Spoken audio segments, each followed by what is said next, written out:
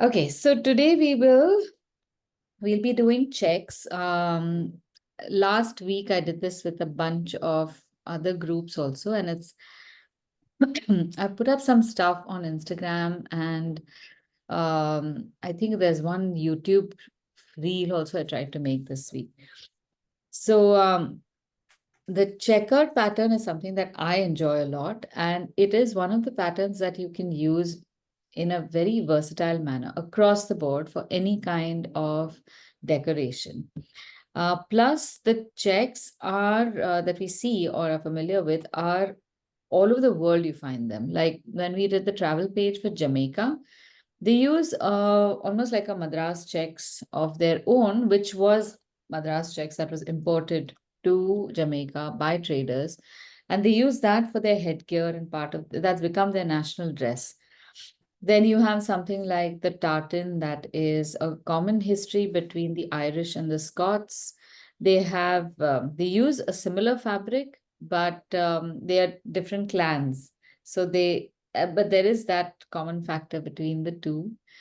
And then through everywhere, I think this gingham also is, at least it's attributed to Malaysia or Indonesia or something like that. So I don't know under what circumstances these fabrics were made, but all of them have a very interesting history.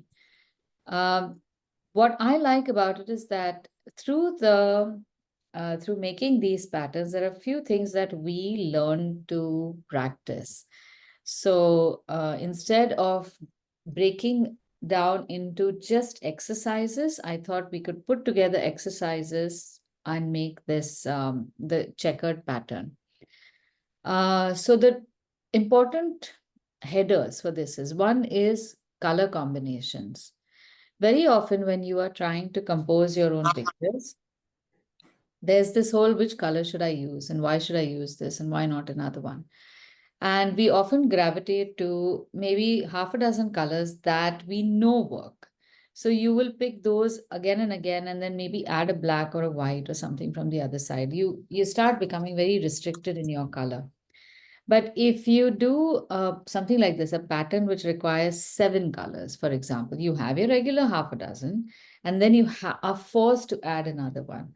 So then that helps you to start expanding your color palette a little bit, your choice of colors.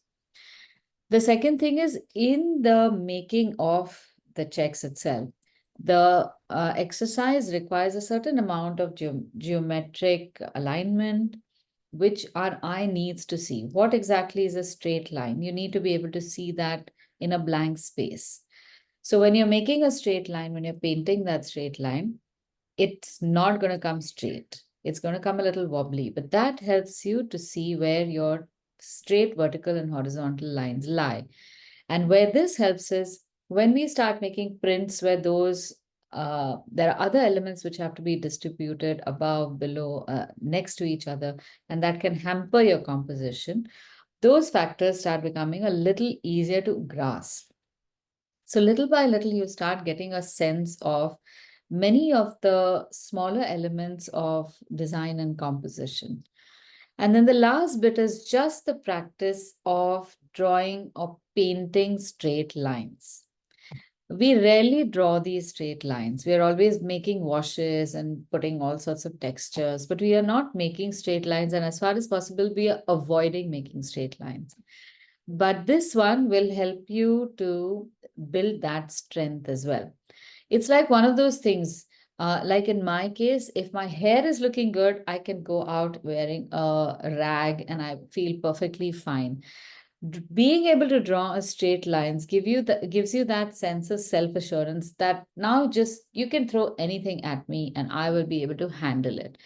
So that straight line, drawing the straight line, should be practiced in all mediums. So either in pencil, in pen, in paint, sometimes even just a ballpoint pen, anything that you can get your hand on, you should be able to confidently hold that line and keep it straight. It should be your choice, not the choice of the line. So that is what we will try today. And I also want to help you to now keep your page is well composed. So I'm going to tell you how to compose this page. So all of our pages will look alike. And also to avoid scribbling stuff when you're making your notes, if you are still the types who is making notes where your text is written at some kind of random angle, then I want you to stop that, because now we are going to use everything that goes in our page has to have a purpose and has to be as per design. You don't have to make it exactly like how I do, but at some point, once you know what all is going on the page, you should know how to distribute your information so that every page starts looking like it's composed, that it was previously thought out and did not organically just come about. In time, this practice will help you make your notes more beautiful. So if you are at, say, an event where you are trying to make illustrated notes, or you are at a workshop where, again, you want to make illustrations for all the instructions, you don't know what the instructor is going to say, but you will be able to figure out how to distribute that information to make your page look presentable. At the end of the day, any page that looks presentable is a work of art, and we have to start treating our pages as such. So we're going to start off with making 4 blocks in which we are going to make at least 2 prints, these checkers, and I'm going to show you the application of these on some kind of clothing or an object. And the remaining 2, you can then use that as homework and do everything that we're doing in class right now to just practice that. So the 4 squares we will make, I will show you the measurement. We will also be writing down the color mixes on that. So I'll show you how you can write those things, how you can compose that, and then we will make those pictures. So I want you to distribute your elements in this manner. We will make 4 boxes on the left side of the page. So we will identify where the center is. We will draw a line on the center and then draw boxes till here, leaving about 2 finger width space along the sides. That way we have enough room to write what colors we have mixed. In a situation like this, it's better to start from the center and outward so you can decide whether your boxes need to be this big or whatever. If you start from any one side, for example, then you are again at the mercy of some kind of measurement, and then all sorts of adjustments need to happen. Better than that, start in the center. Better yet, start in the center of all 4 boxes and then expand your design outward. So use your fingers for this. Don't use a scale. And let's say we leave 1 finger space from here and then another 4 finger space from here. And then mark the center as we do, just using your hands. This is just an estimate of where the center might be. And when you make these marks, make them only dark enough for you to see. Nobody else needs to know where that mark is. So this is here, a little away from the center, about 1 centimeter or so, is where I will start drawing the lines. I've lost my lines again. In one orientation, I see the dots, in the other, I don't.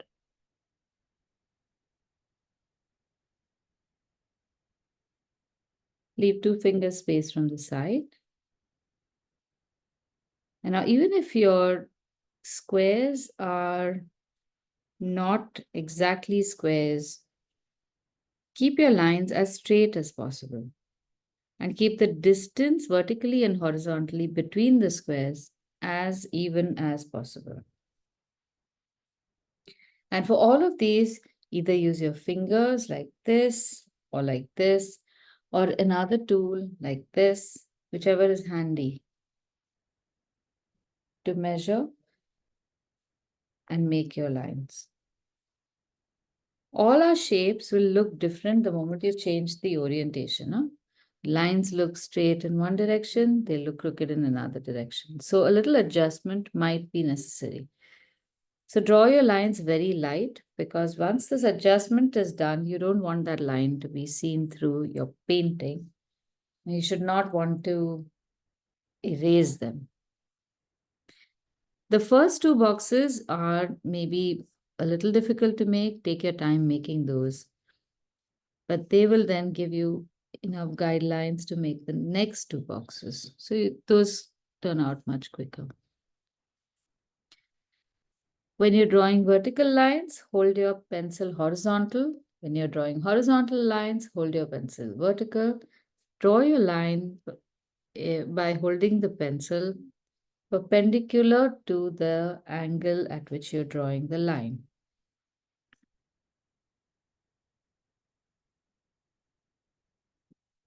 Now, the space on the right is where we will paint our samples. Hopefully, we can paint two samples.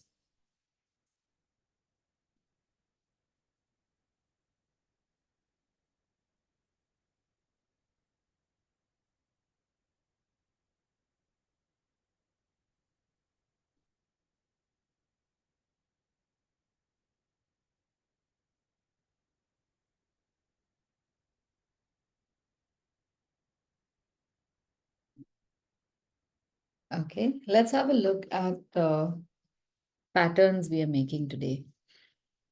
I'm sure you're aware that these patterns are made using colored yarn.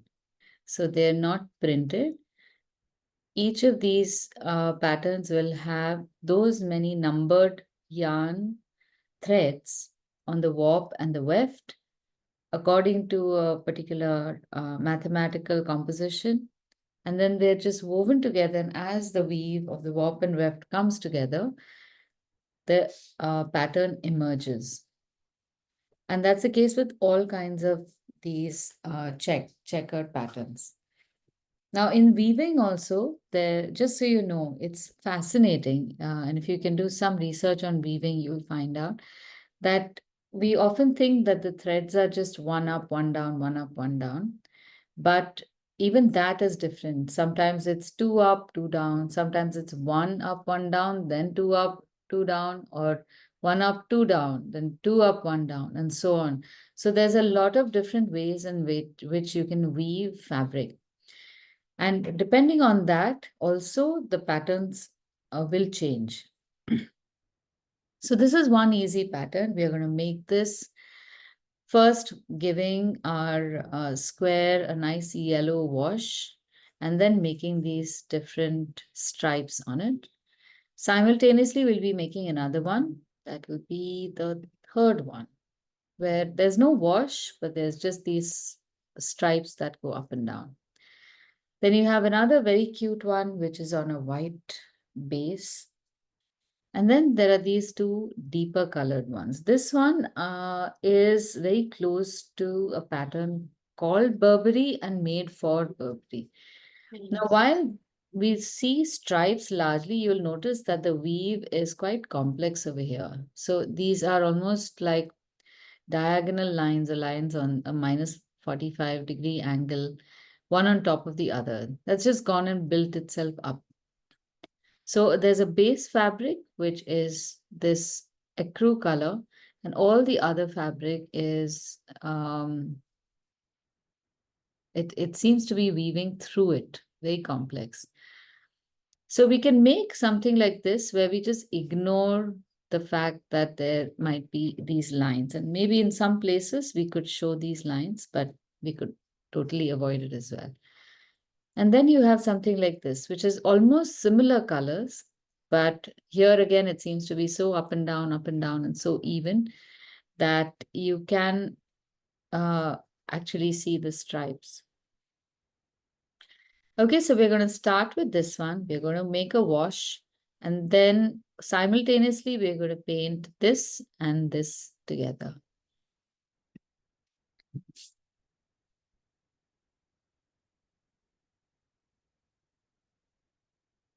Okay, now, oh, 1 second, let me just go with water.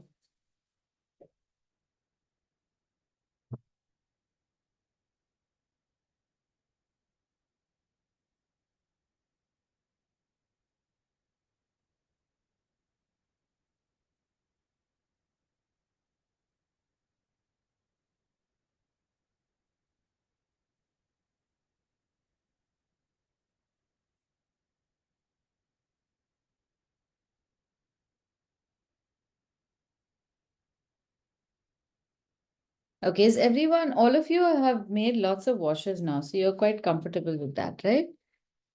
Anyone needs any help with washes?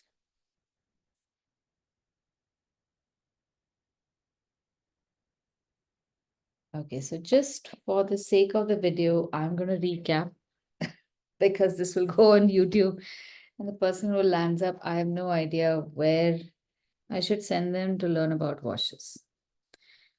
All right, so let me just recap a few guidelines.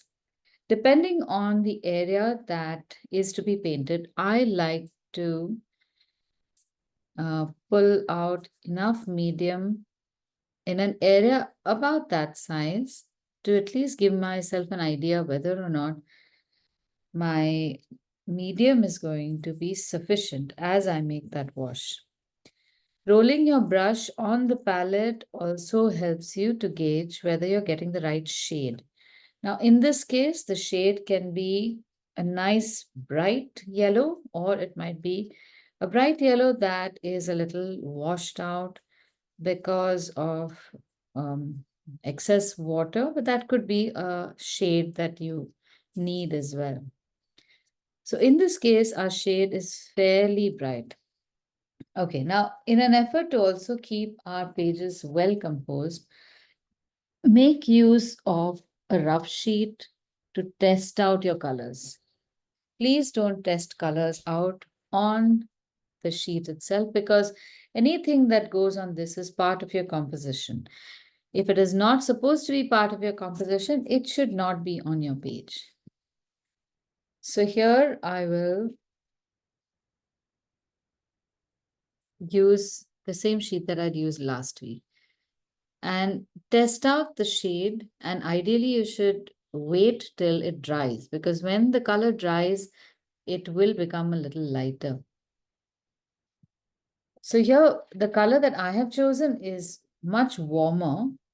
So I'm going to add a little bit of lemon yellow to this green. Now, when we look at images online or on a device, remember that the colors we see will be different. All our screens are calibrated differently. So I might see something that is warmer, you might see something that is cooler. In a situation like that, trust your device and your eyes and make the pattern that you see. So all I want to show you is that I'm mixing a lemon yellow and a gamboge. I'm using a rough sheet to test this color out and visually check for its matching shade on the screen. I'm quite satisfied with this. Ideally, you should check the shade after the paint dries because it's going to become 30-40% lighter. And if need be, you need to give a second coat. Now, once you have adequate medium so that you don't feel that you're going to run out of any medium, you can start painting. And the process should be that you keep loading your brush before it goes dry. And after about 3 or 4 strokes, hydrate the brush with water, not just paint. Because every time you have been taking some paint away, you have been reducing the water content of the medium as well. So you need to rehydrate the medium also, because by the time you come to the end of the square, that medium becomes so dry, it's almost unpaintable with. Hold your book at an angle and follow a line gently. You don't have to rush through this. Keep the bottom edge of your line wet and dripping. So just a side note, when you are making very large washes, it is a better idea to use tube colors and not cakes. We hardly make washes, so it's fine for us. But if you are expecting to paint maybe a landscape in a full A4 size or an A3 size, then use a proper palette which has got deep wells. And in that also use tube colors so that you can make like a well full of color. That will maintain uniformity of the shade. You don't have to keep worrying about running out.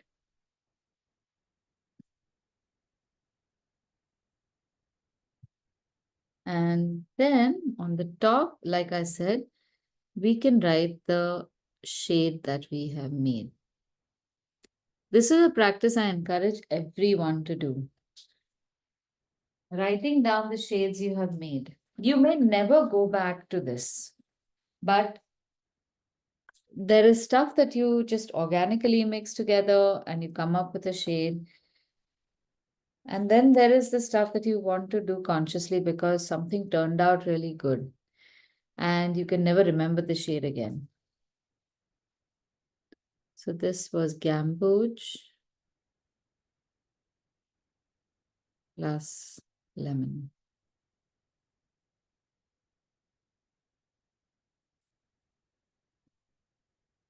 This again will start giving you practice, lettering practice, writing in a straight line. This is one thing that the first question asked to me when people saw my travel journal, how do you write in a straight line? So I don't know how I write it now, but it started off pretty much with something like this. If you look in your book, even writing one word in a straight horizontal line is often difficult in the beginning. One letter will go up, one letter will go down, or the entire word will be tilted just a little off, that little annoying angle off. So if you practice writing even one word at a time and keep it straight, in my case, it is not straight, it is maybe 1 or 2 degrees off. This is where writing longer lines also becomes easier to do. Okay, now while this is drying, we will make the next pattern. And that one, I will show you the math behind it, how I do the math behind it. There are different ways, and you can figure out your own way also. I fully encourage you to do so. So I look at the pattern as what are the repeats? We have a fat blue, a fat white, a fat blue line alternating. And then we have a thin red and a thin yellow line alternating in warp and weft. The thin yellow line is in between, in the middle of the blue line, and the thin black line is in the middle of the white line. This almost looks like a business collaboration between Sweden and England or something like that, because these are two different countries. I think the Swedish flag is yellow and blue. One of them is yellow and blue. Yeah, yellow and blue is Sweden. Yeah. So I love to see when, imagine if they had a Anglo-Swedish conference or something and all of them were given this pattern or this becomes the pattern. It's so subtle, yet it shows how things can work well together.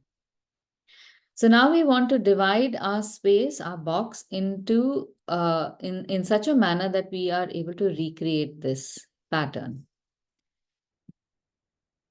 Dividing the box the way I do is just dividing spaces in half, half, quarter, quarter, and that's about it. So if I were to start over here, figure out where the half point horizontally on both sides is, half vertically.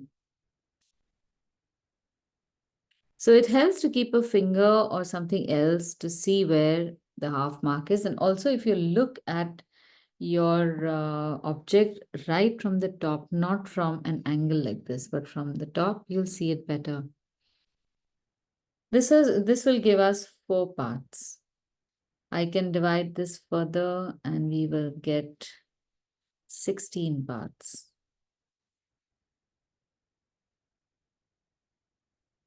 Now in this, what we can do is we can make one repeat. So we can have one blue line, one white line. Again, one blue line, one fat white line. And in between, we have those respective colors. So that becomes one repeat that then can expand. Or we can make this a fat blue line. Just 1/4 becomes fat blue. So then another quarter becomes white, and then we shrink the pattern and we have 4 repeats of the same. Now this yellow line could be problematic. So I'm going to ask you to ignore the yellow line for now, and let's make that in color pencil afterwards, if you have that. So let's match the colors. This color looks like cobalt blue, but it also has a slightly, I guess it's got a certain maturity in itself in the shade. Cobalt blue can be rather vibrant. So I'm going to start off with cobalt and let's see what we need to add to that.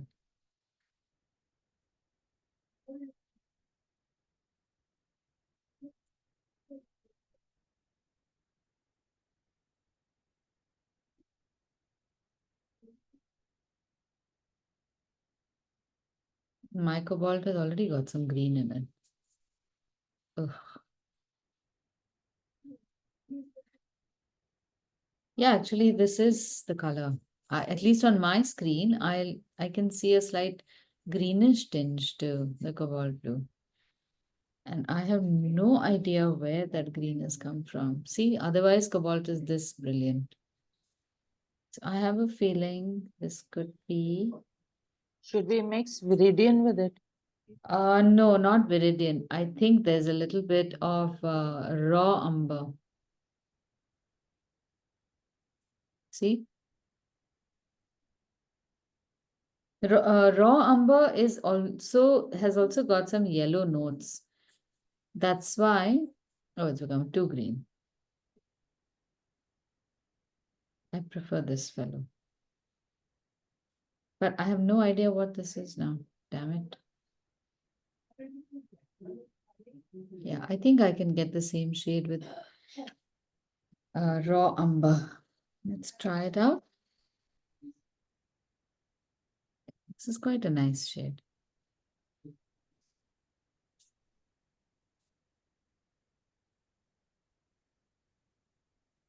Now I'm going to try and keep all these dots also in a line. Huh?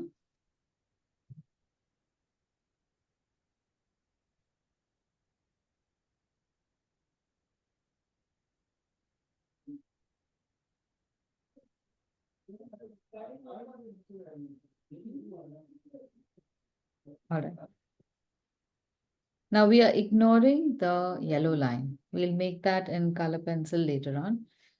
And we are also going to make this blue shade rather light and watery. Mixing all of this together, I think I'll have to add a little more cobalt blue.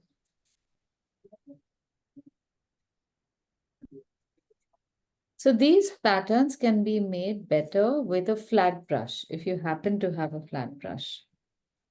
Something like this. So that in one shot, you get that entire stroke and you just lift it, and that's the end of that.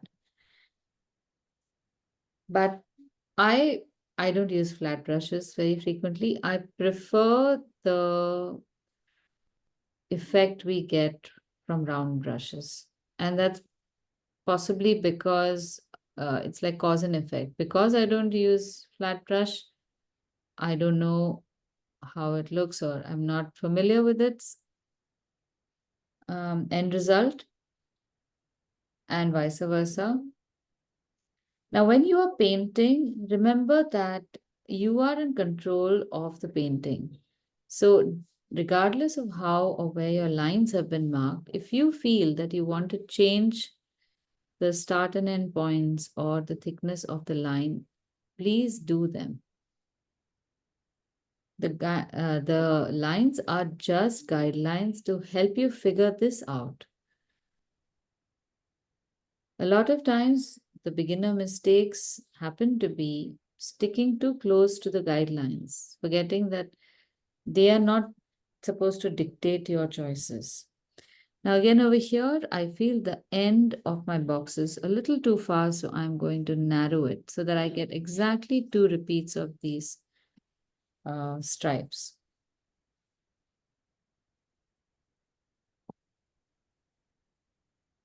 Now, don't be in a rush to paint the horizontal lines. We have to wait for all the pigment over here to dry completely. That's why we are working on two boxes simultaneously.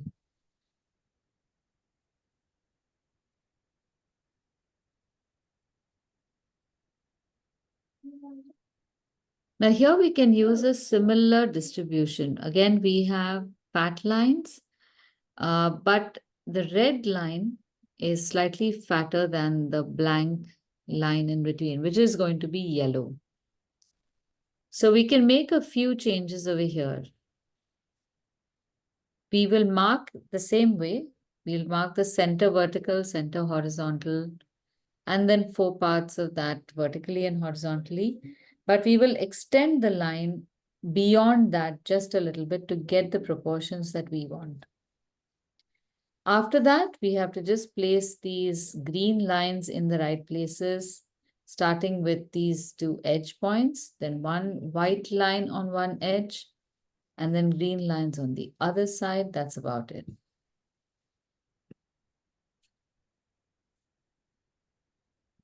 So in this case, you can either use orange directly, or now that the yellow has been done completely, you can use scarlet in this yellow combination.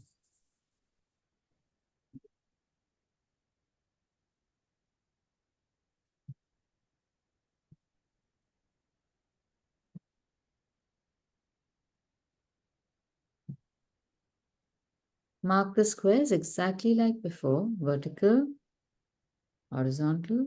You will have a horizontal guide from the other box on the right.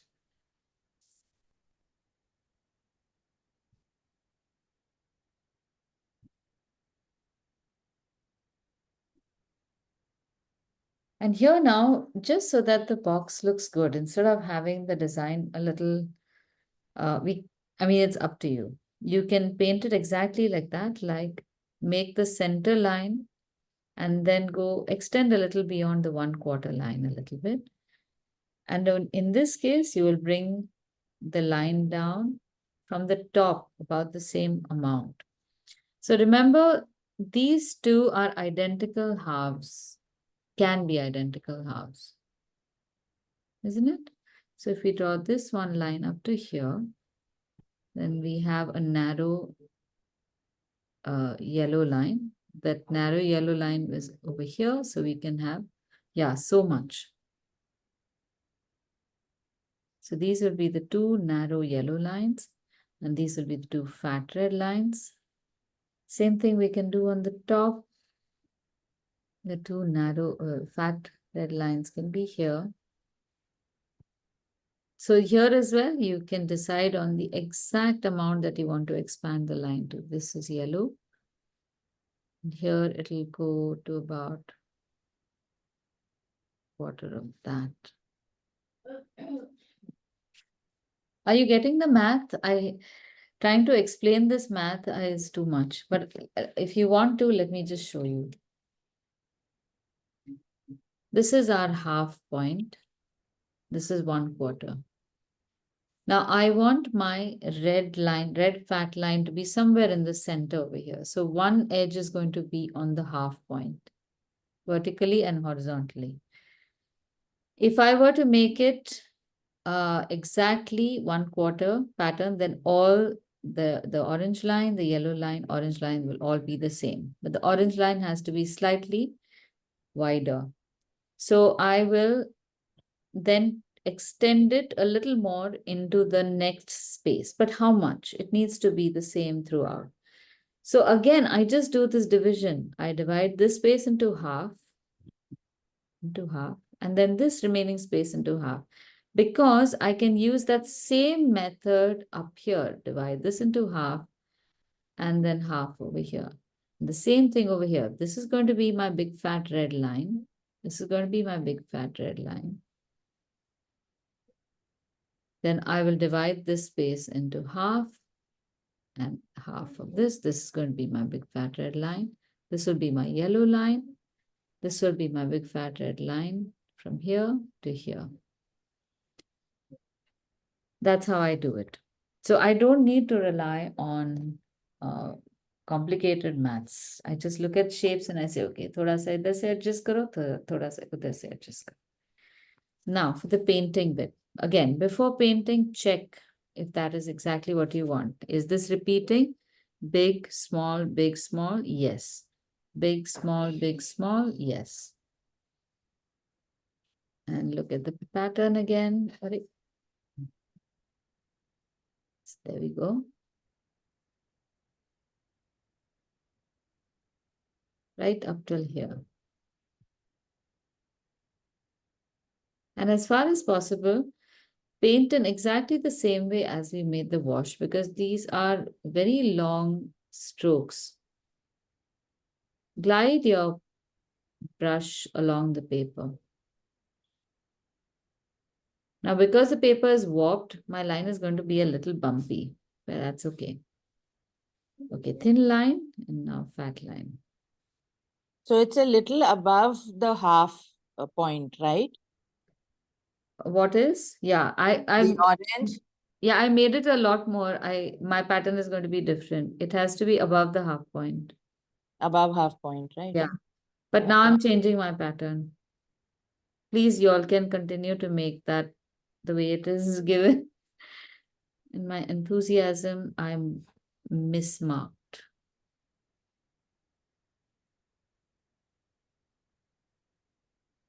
So your lines will be a little thinner than mine.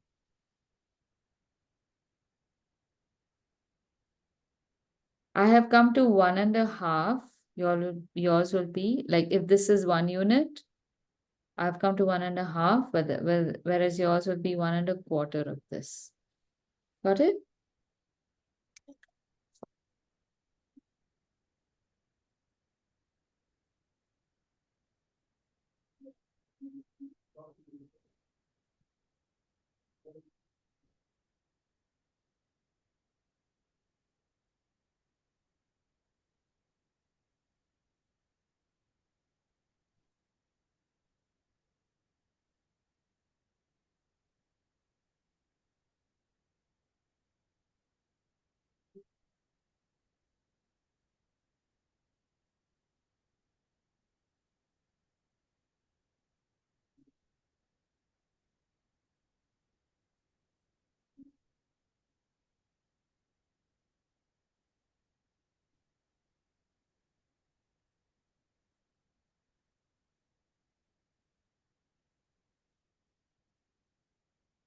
If you've used orange over here, it will look slightly different from scarlet plus lemon and gamboge. Okay, now while this dries, we go to the next pattern. Here now we will make horizontal stripes in blue. If you're using the same brush and the same water container, make sure that everything is nice and clean, properly washed. Here, it's the same.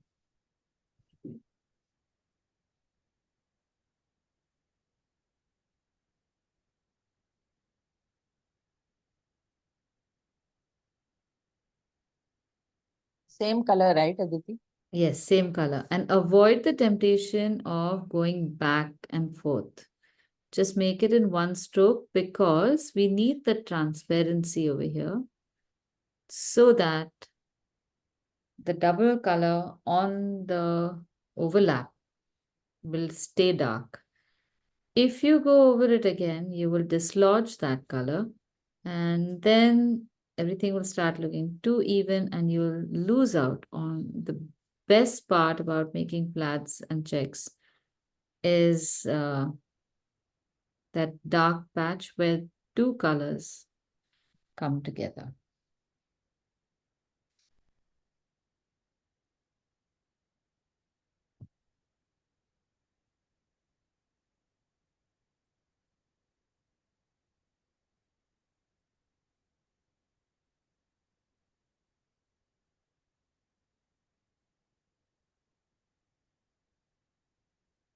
You're listening to A Way with Words, Oh, the show about language and how we use it. I'm Grant Barrett. And I'm Martha Barnett. I don't know what is The playing. main Huh? street in San Francisco is not.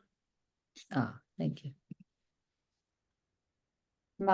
There's one panel on just above my keyboard on the laptop, on the Apple, which has lost its display. I don't know how.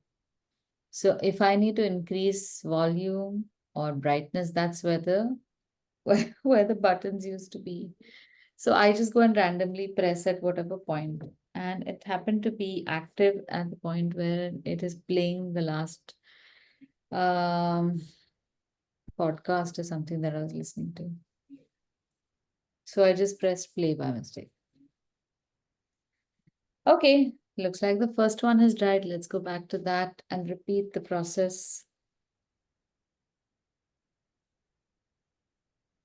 Now, one thing we could have done over here as well is just use a wash of scarlet for this.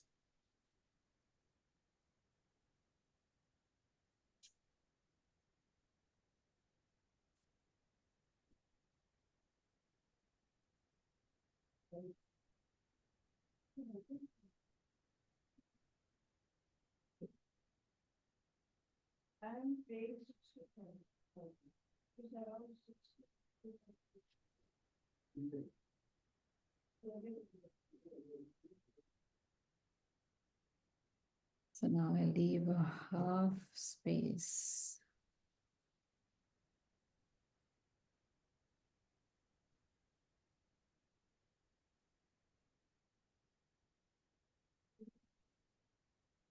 And now I'm visually equalizing them. Some places they become even fatter this time.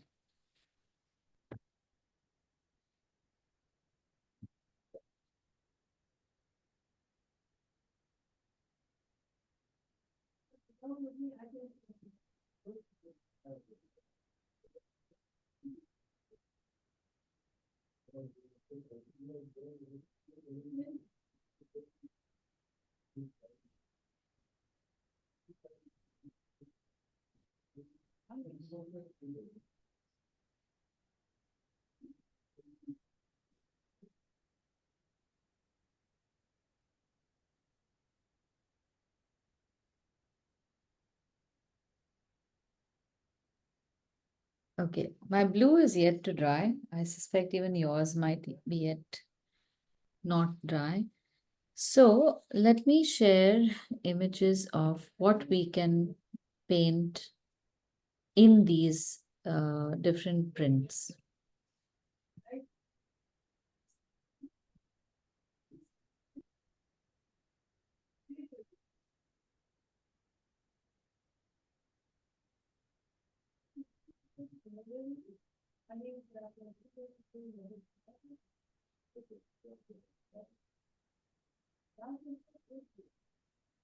Okay, so here are two pictures that we can make.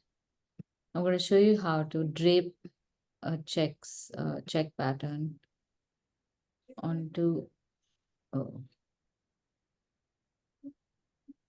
onto pants. I still love these. I had a pair like that, or something like an apron. But we won't make them just these boring checks. You can make whatever checks you want. So let's try drawing the pants first while the paint dries.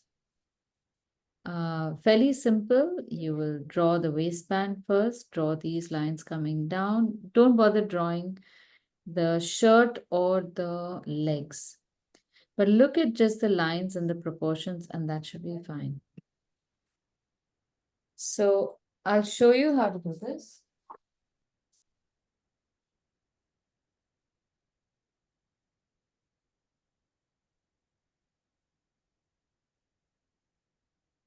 Start off first with the angle of the waist, which is not horizontal.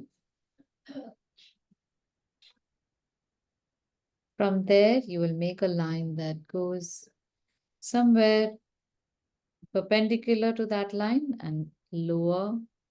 It's about the same length as the width of the line that we've made. Now, all these lines are going to be soft and they're going to be folding into each other. At this point, we will make that belt, which is just like a rectangle that is tucked in. Make sure that the corners of all the lines are rounded, no sharp corners anywhere. Then we have a knot. So the knot is made like this, where you have another rectangle like so, and another small bit of a triangle peeping out.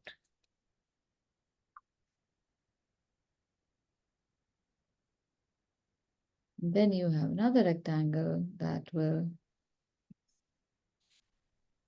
squeeze out of this in this form. So when I make this line to join these two, I'll just turn this inward and round the line off a little bit. These little things will make your fabric look like fabric rather than some metal that you have twisted around. Now, even the waist, we've drawn a straight line, but you can turn the waist up on the left and almost like a very gentle compound curve, turn it down to the right. That's how I see it in the picture.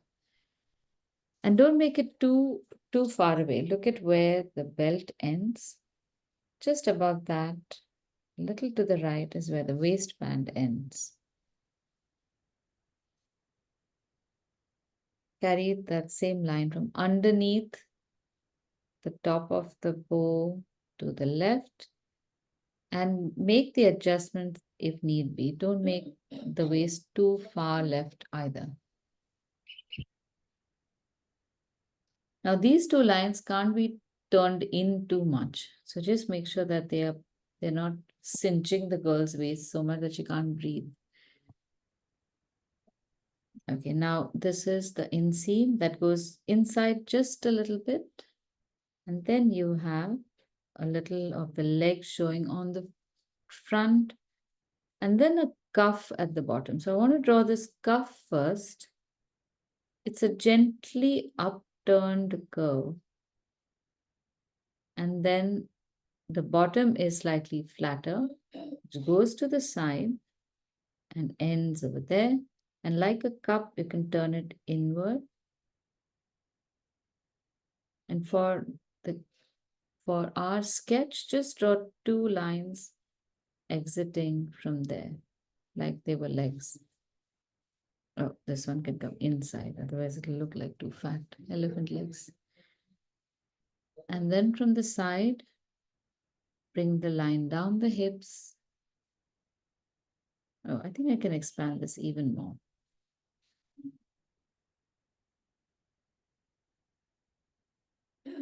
This has gone too low. I'm going to make it flat. And the cuff will come outward a little bit. The pants will go inward a little bit.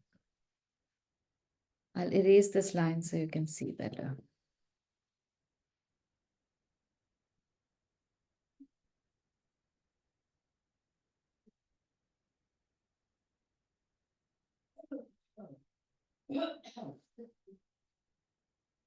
This is the leg and this is the fold inside.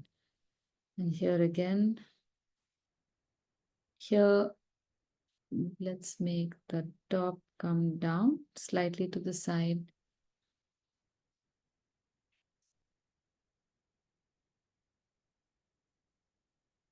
Gentle compound curve. Looks very weird. The cuff sticks out a little bit and then goes behind over here.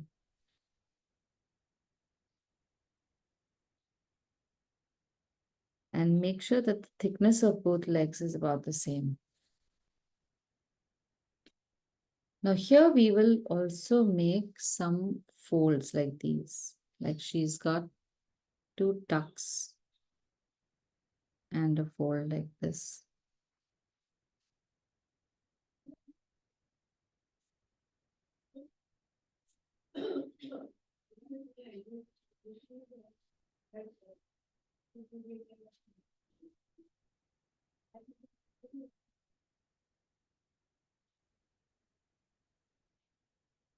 Now we can just adjust this so that it doesn't look too unnatural.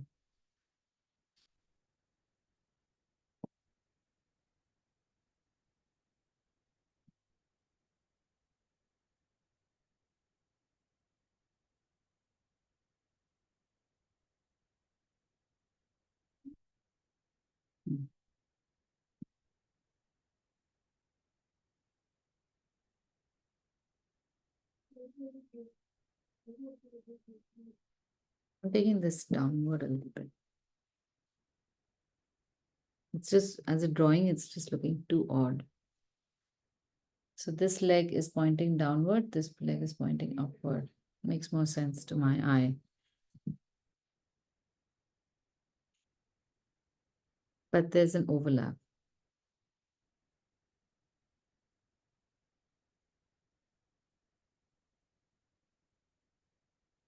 Okay, so in making this, leave the pencil lines the way they are. Maybe just lighten them a little bit. And here we can make whatever of these stripes we want to, where you follow the contour of the shape that we are making. So here we have a little bit of a waist, so let it follow there. And also some of the squares will get pinched in, so they will open up like this, and then you draw parallel lines. And then follow the curve. And that's how you will make them look more believable. Wherever there's a little bit of a fold, you'll see that the pattern gets a little distorted. And just these little things will make the picture look so much more believable. So I'll leave it at this right now. We'll come back and make the pattern. Okay, let's go back to which one? This one, the blue one. Now we can make the red lines. I think this is a mix of scarlet and crimson. At least on my device, I can see it as scarlet and crimson. More scarlet. Actually, no, it's half and half scarlet and crimson.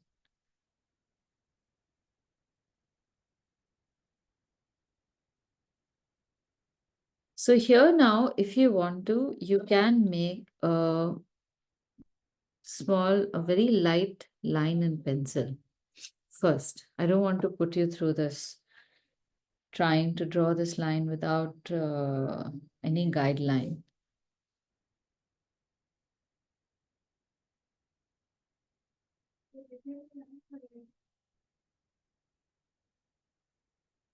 And same thing, if you want to try even without is fine. And if it does not come exactly in the center, it's okay.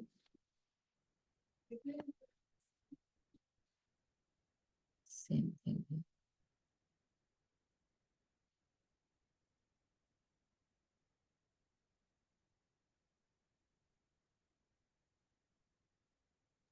It's crimson.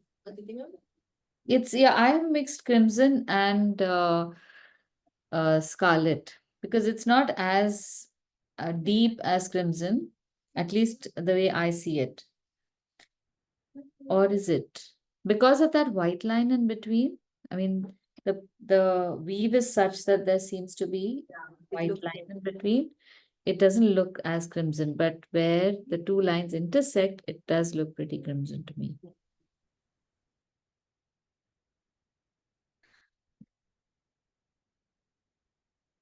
Now, after this is done, another fun thing that this is something we were taught in college, and after college, I never did it, but it is a sweet little thing. To make the pattern look even more impressive, you can artificially darken the squares where the same color intersects.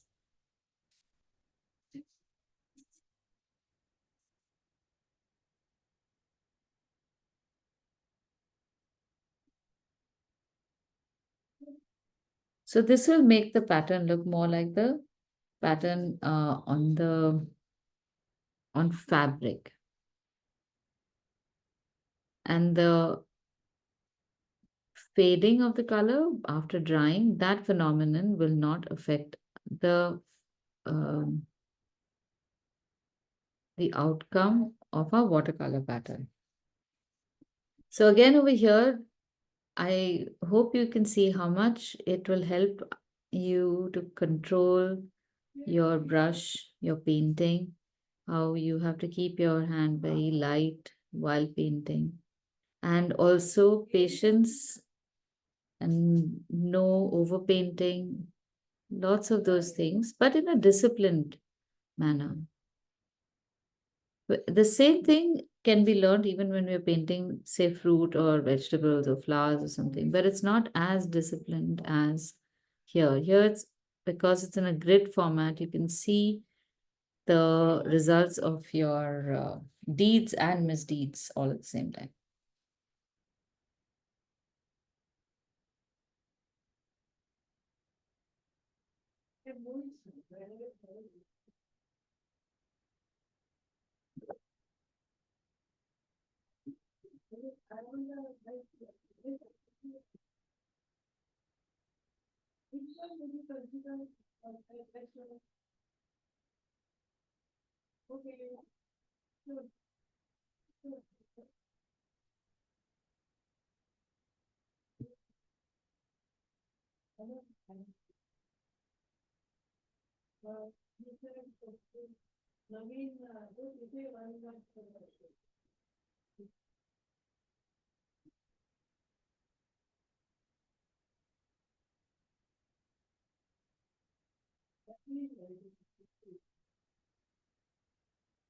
Okay, how's everyone doing? Is everyone with me? Or am I moving too fast? Do you want me to slow down?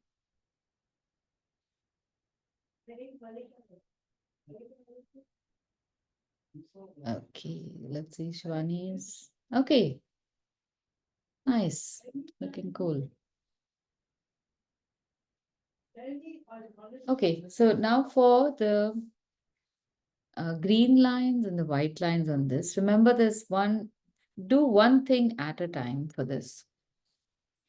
So since it's like you take one corner and all the lines repeat from there. Like if this is the corner, one green line that touches the border over here on the left will touch every border on the left of the vertical lines. And the same thing repeats at the top. So that line will repeat at the top of all the horizontal lines as well. I'm using a pure sap green for this.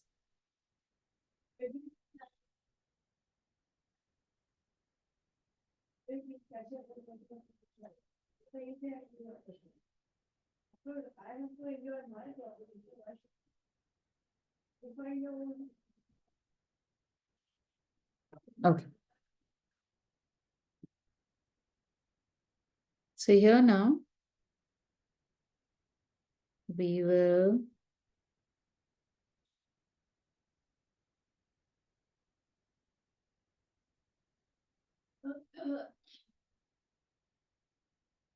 print, just paint that one thing at a time. Don't try to paint both of the green stripes, whether on the horizontal or the vertical.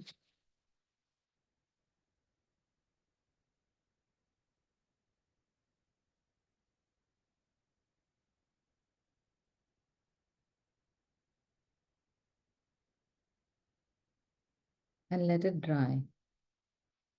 Now if I were doing this and if you're comfortable with the pattern, then notice that after this, there is another thin line.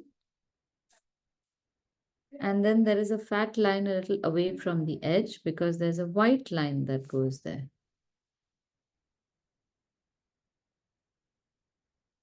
Oh, you know what? Before the green, we could have also painted this red. Now forget it. No, I'm not going to paint it. So I'll wait for this to dry and do it one by one. And in the meantime, we can get a yellow colored pencil for the blue checks.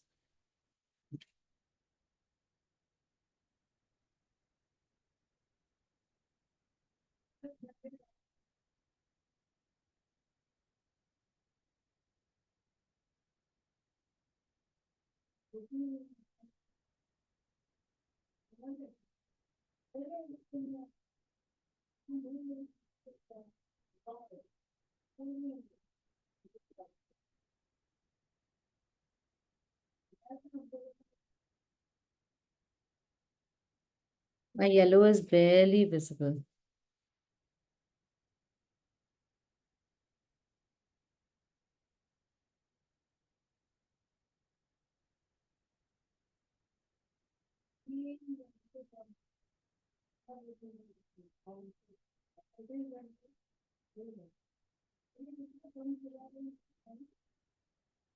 Okay. After this is done, I think it's still wet, but I am going to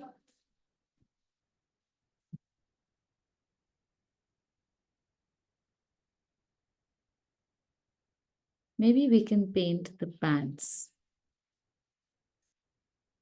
So for the pants, there are a few places where we can put shadows. Since we want to keep our options open for what color we want on the pants, we won't make the shadows in blue. We'll make them using a blue, black, and burnt umber mixture. So that'll be our gray.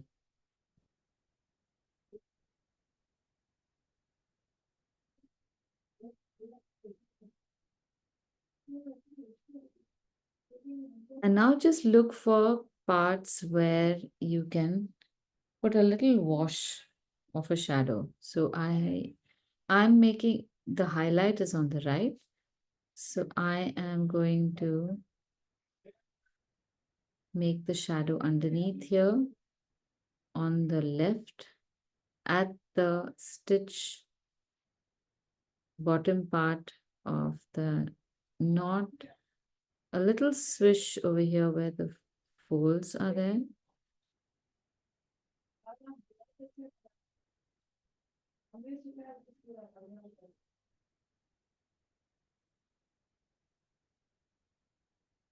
A little bit over here. I'm going to extend the pants leg a little bit.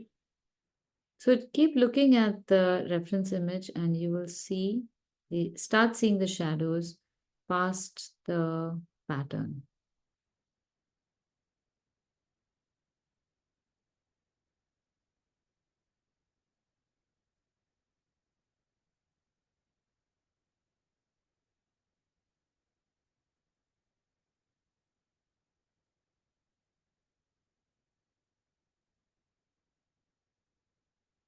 A little bit on this side as well.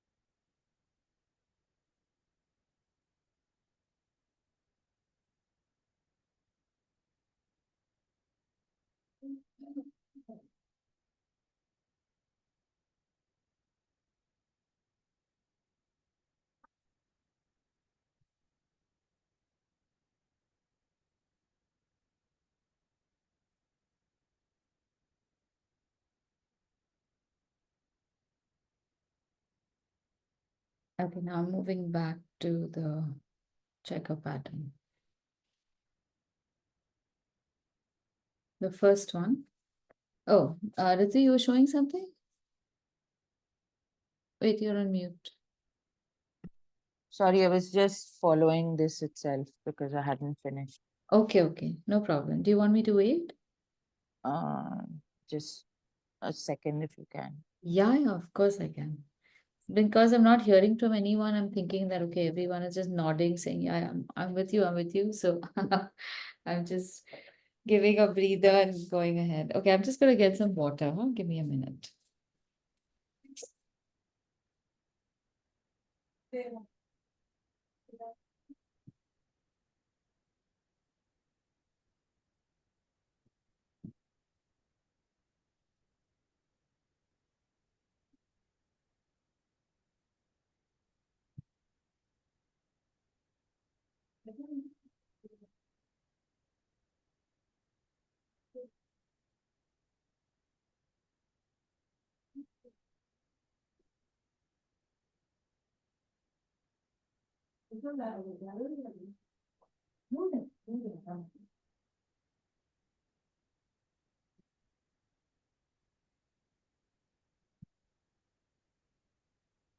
Okay. Done, Ritu? Yeah, almost. Yeah, All- you could start. Okay, so now what I wanted to show you was that I often we get confused with the patterns, no? So when it starts becoming complicated, it's worth doing it slowly rather than you can trip up anywhere. So the corresponding line to this is going to be the top. So I'm making the next line across the top of the horizontal lines. Then after that, you will notice that there is a certain rhythm to the green line also. You have immediately after this, you have a slightly thinner line, which we will draw after the horizontal lines will dry. And then a certain distance later, you have a green line, but it's not at the end. It's not at the edge of the fat line. It's a little inside, because just a little inside of that, between the green line and the edge, is a white line. So with so many lines going about, it can become very confusing. So it helps to first make a pattern like this, and then when you're comfortable, all the verticals can be made together, like the green, and the closer green, the further green, closer green, further green, and you're done. And then you know the pattern. When you're familiar with it, you can do the same thing in the other direction. So now that we know the pattern, I'm going to make a thin line here, a thin line below, and the same distance. Obviously, my distances are not very accurate, so they've gone all over the place, but I'm just going to try and maintain that. And instead of a white line running, I'm going to change that to a red line, because the red color component from this design has completely gone off thanks to my choosing a light color to make the fat lines and not darkening this patch like we did this. But that's okay. We can choose to make these anyhow we want to. Now these patterns, depending upon the colors you use and the repeats you use, can be of different type. Like when you have a pattern which is just two colors, that's white with any other color, that is called gingham or gingham. So that's like the red and white checks that we see on tablecloths or things like that. If you've got something like this and it's even throughout, this can be plaid. But a plaid can also be one where you may have one set of repeats vertically and another set altogether horizontally. But if vertical and horizontal is the same, then it can become a tartan print or a tartan weave. So there's 1,000 different names to these, and I'm going to share a chart with you which has some of these names. So even if you're not really in the industry, it really doesn't make a big difference whether it's plaid or tartan. I find that it is I just take some delight in knowing these things. And somewhere, if I feel that if you keep this information just in your head, the next bit of information regarding that, when it comes to you, it can be a lot more enriching. Okay, here now I'm changing the white line to red line, because as is, the white line is not going to be visible. So I'm making a thin red line running across in this space where the white line is supposed to be. And I think it's looking quite nice.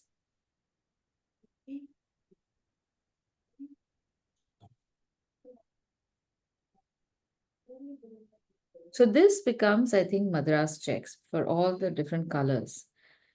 And I can also take a little heavier green color and paint these.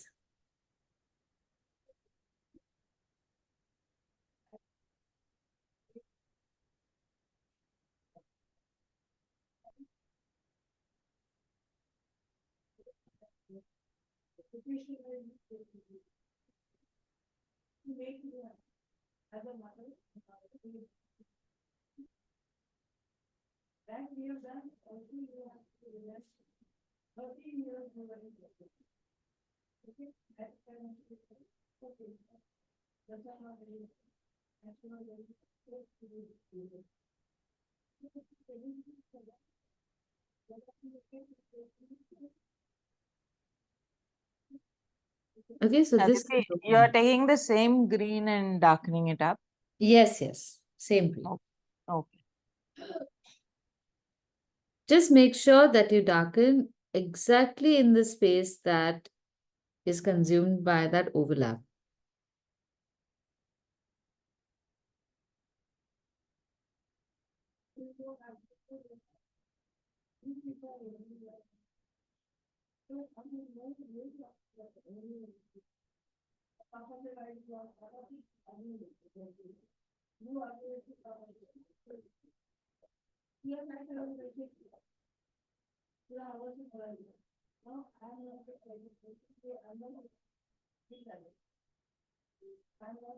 Now, if we want to repeat these kinds of checks on the pants, it's pretty much exactly the same thing. First, make the vertical, then make the horizontal. But all you need to do is maintain the width between the lines and maintain the shape that it goes through. So everywhere where the line goes, where there's a curve like this, one part will be one compound curve and then another compound curve or a curve. That's how it goes. So if you want, you can just leave your pens down and observe.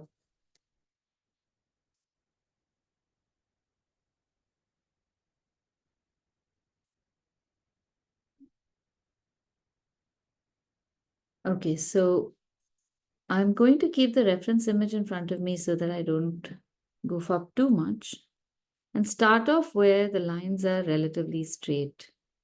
So one is, since I've made these, I'm going to continue with these lines. And using this reference, I'm going to make wobbly lines. They're not going to be straight because this is a person wearing something. So obviously it's not going to be too straight. Once you have made this line, then you can repeat this everywhere.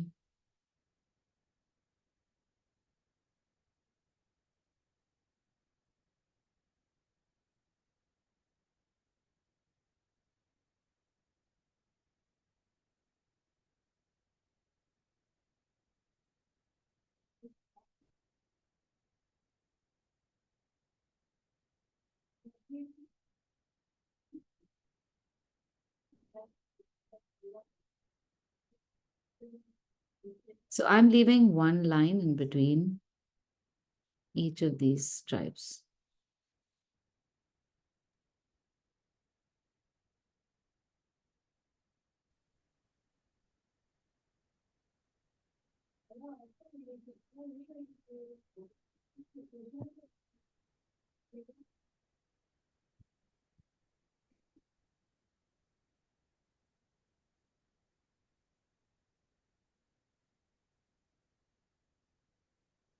And then when we have to make the cuff, just shift it a little bit to one side, ideally to the outside, because the cuff is expanding a little towards the outside, right? And keep the lines a little curved, curving in a convex fashion outward like this. That way, instantly you will notice that this is not in one plane and something has changed. If we were to draw the lines right below, then we will miss that opportunity.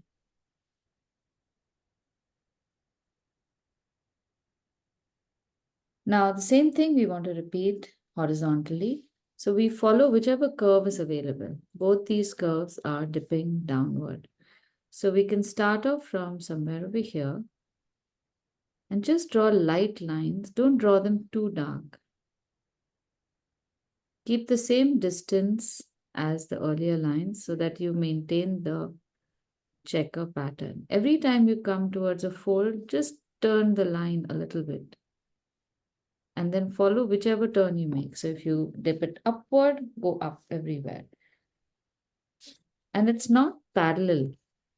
So the line that I'll make here is again a little wobbly and goes inside.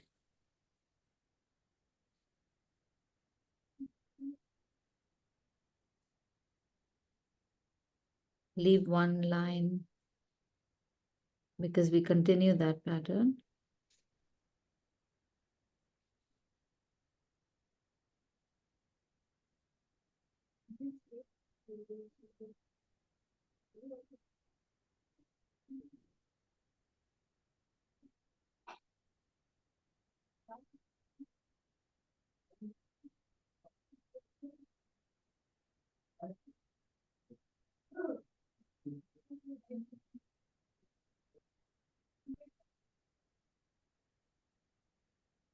So this way, it starts repeating the contour of the leg.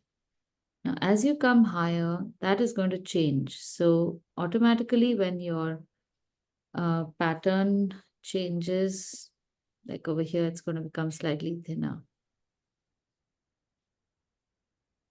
Here it will go underneath, go inside, and then come outside because there's a fold there.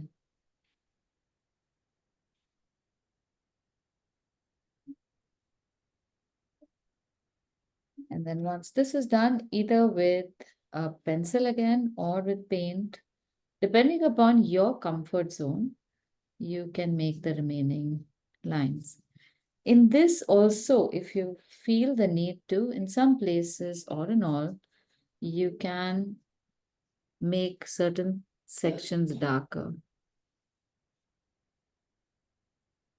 But the whole idea of this is to create a charming print on something that would otherwise have just looked very bland. So I'm making this red line, and the red line will also do the same thing. It will follow the same path.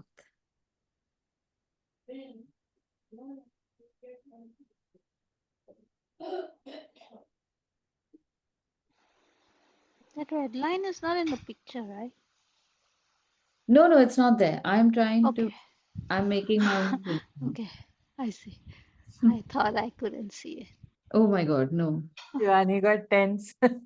Yeah, I was like, wait, what? Oh my God, that's so scary. As it is, your eyes are going in I know, circles and right? straight lines. I know. That is so true.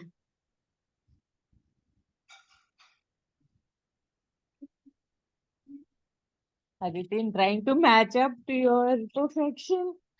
जान निकल जाती है.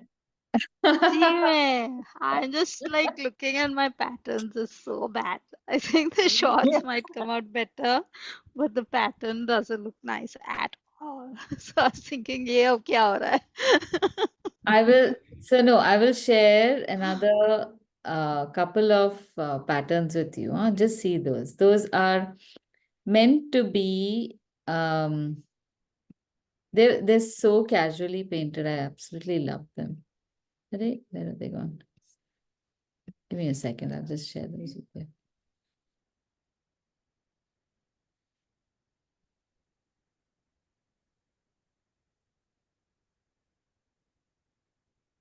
And the best thing is she does it so effortlessly, you know. At least it appears very effortless. Yeah, but she should, right? If she didn't, Yeah. then. Yeah. But the thing But is, I was just thinking the straight lines. I said, wow, this paint straight lines is so difficult. Mine is none of them is straight at now all. Right. you remember why she got us to do the straight line exercise? Yeah.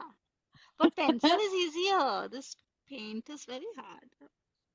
I don't know. I It's the have no next, control. it's the next step. But again, look at this. It looks nice even if the lines are not too perfect. Yeah, this Yeah, does. yeah. I'll share another one. I have another one I've saved. That one also. I just love how cute it looks.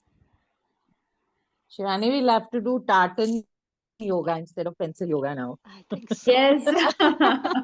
I am going to move to that. I actually thought about doing Make Correct. straight cards, lines. make cards and send them out, or make envelopes and send them out. Yes.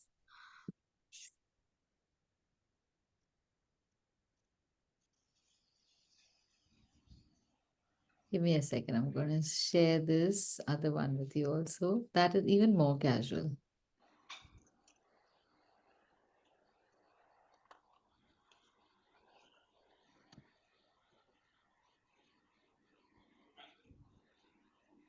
But you know what the best thing is, Aditi? Ah. Even at whatever level we are, the people around think it's damn good because they haven't seen yours. Well, okay, there's something then already. So actually, it's good now. What the whole point that I'm always trying to make is handmade art at every level looks impressive. Yeah. So you don't really have to be absolutely perfect. I mean, of course, when you see There on uh, the shelf, like a there's more classic some painting things and all, around of course, you on will find it impressive. But anything handmade has something. It just grabs your attention and makes it look uh I don't know. It's like connecting with another human on another level. So that's where I think same. This morning, I'll show you what I did. oh, let's see. Oh my God. Wow. My friend's like dog. I have a photo of it, so I did it That this is morning. so cute. That is Yeah, wonderful. I also love it. And I sent it to them. They were like, "My God, it's like looking at me." I said, "Wow, what That else is a compliment, right?" I am so happy. That is amazing. It's turned out really good. Please Yeah. share it on the group now, Art from Home group, Okay. that you're doing this for a friend or something like that. It'll be very encouraging for other people also to take on some projects, to do something. Yeah. I don't know. I just like that, like what you just said right now. No, that connection. They Yes, just relate to something that's just so precious to them. And if I it draw is. it, they're like, "Wow." So I've And a done two photograph dogs. doesn't do it, obviously. Yeah. It's your when you've taken the time and the effort to make something, that is what comes through. Oh, there, look at Ritu's as well. Ritus, the Wow. cat. This was, yeah, my daughter's cat.